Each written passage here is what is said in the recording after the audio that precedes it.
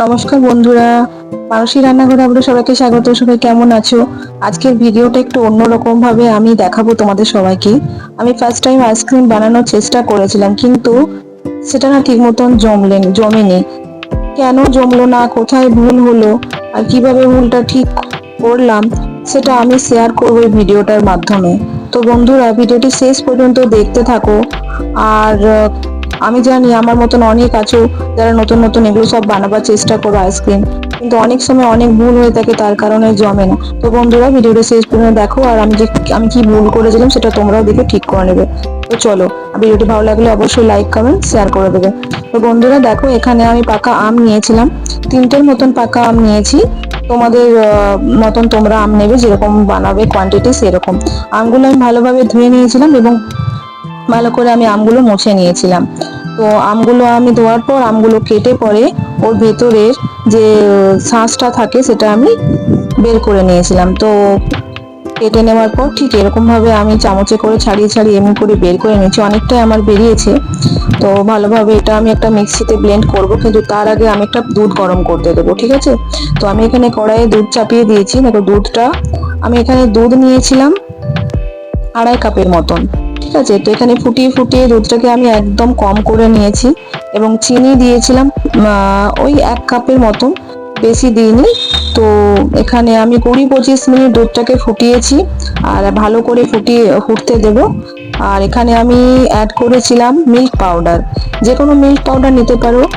আর তোমরা যদি বাজারের কোনো ক্রিম দিতে পারো তো সেটা অ্যাড করতে পারো, কিন্তু আমি এখানে পাউডার দুধই অ্যাড করেছি। দুধটার মধ্যে আমি ভালোভাবে দেখুন ফুটিয়ে নিচ্ছি, ফুটতে ফুটতে একদম কম হয়ে যাবে। তারপর মিল্ক পাউডারটা আমি এখানে দিয়ে দেবো, তাহলে উপকরণটা একদম ঘন হয়ে যাবে। ভালো করে মিল্ক পাউডারটা আমি এখানে দিয়ে দিয়েছিলাম। এখানে দেওয়ার পর ভালোভাবে আবারও নেড়ে পরে আরো মিডিয়াম আঁচে আমি ফুটতে দিয়েছি। দেখুন বন্ধুরা, ঠিক এরকম যখন হয়ে যাবে মিশ্রণটা, তখন দুধটাকে ঠান্ডা করার জন্য আমি রেখে দিয়েছিলাম। আমার সবকিছু উপকরণ এতটুকু যতটা বানিয়েছি আমার প্রায় ঠিকঠাকই হয়েছিল। ভিডিওটা ভালো করে দেখবেন, তোমরাও এই ভুলগুলো কিন্তু একদম করবে না, ঠিক আছে বন্ধুরা?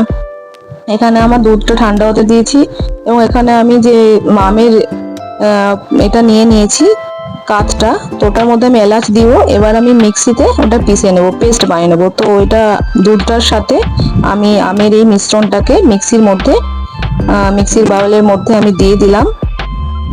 তারপর আমি ভালো করে ওটাকে পিষে নেব, পেস্ট করে নেব। আর দুধ দেখুন আমার একদম ঠান্ডা হয়ে গেছে, এরকম এরকম টাইপের মিশ্রণটা হয়ে গেছে। এবার আমি পিষে নিয়ে পরে তোমাদের কাছে নিয়ে আসছি। অ্যাড করে নিলাম দুধটা আমের শাঁসটার সাথে বা কাতের সাথে। এবারে দেখুন এরকম মিশ্রণটা আমার রেডি হয়ে গেছে। এবার আমি জমতে দেবো। তো আমি এরকম একটা টিফিন বাটি নিয়েছিলাম এবং ভালোভাবে ওটাকে নেড়ে নিলাম যাতে ভেতরে কোনো হাওয়া না থাকে। তো এরপর আমি টুটি ফুটি দিয়েছি, তোমরা চাইলে ড্রাই ফ্রুটসও দিতে পারো, তো আমার কাছে এটাই ছিল, আমি দিয়ে দিয়েছি।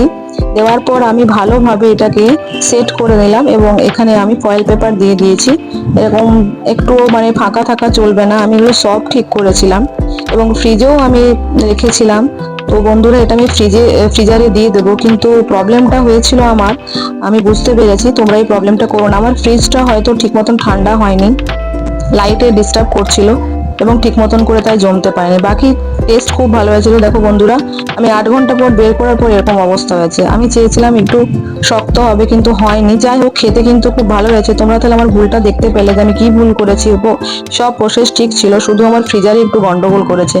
তো তোমরা একটু প্লিজ এটা চেক করে নিও, বাকি উপকরণ সেম ছিল। আবার আসবো অন্য কোনো ভিডিও নিয়ে, ততক্ষণ পর্যন্ত ভালো থাকবেন, টাটা।